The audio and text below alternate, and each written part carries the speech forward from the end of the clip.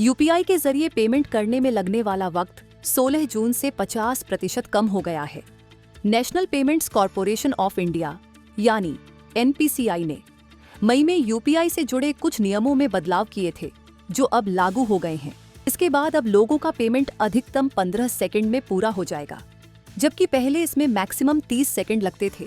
Transaction reversal यानी गलत payment वापस लेना और स्टेटस चेक का टाइम भी 30 सेकंड से घटकर 10 सेकंड हो गया है। पिछले महीने एनपीसीआई ने बैंकों और पेमेंट ऐप्स को कहा था कि वो अपने सिस्टम को अपग्रेड करें, जिसके बाद ट्रांजैक्शन में लगने वाले समय में कमी आने का रास्ता साफ हो गया है। इन टेक्निकल बदलावों में एप्लीकेशन प्रोग्रामिंग इंटरफेस यानी एपीआई से जुड़े चेंज हैं, जो असल में पेमेंट को एक से दूसरे बैंक तक पहुंचाने वाले सॉफ्टवेयर सिस्टम हैं।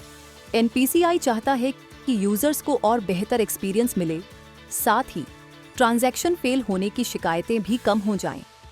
एनपीसीआई ने ये भी अपडेट किया है कि बैंक और पेमेंट ऐप कब और कैसे पेंडिंग या अटके हुए ट्रांजैक्शन चेक कर सकते हैं।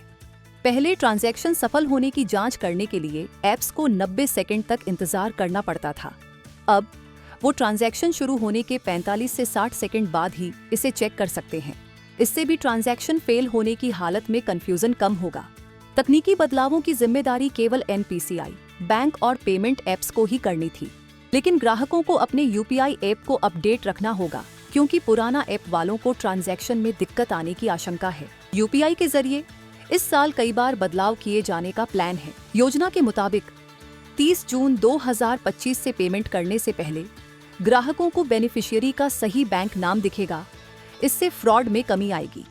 1 अगस्त 2025 से बैलेंस चेक करने की प्रतिदिन लिमिट 50 बार प्रति ऐप होगी और ऑटो पे ट्रांजैक्शन केवल 7 नॉन पीक आवर्स में होंगे। हालांकि इन बदलावों से यूपीआई से जुड़े फ्रॉड को कम करने की कोई योजना नहीं है, लेकिन फास्ट ट्रांजैक्शन और स्टेटस चेक से यूजर्स को पेमेंट की सही जानकारी जल्दी मिलेगी।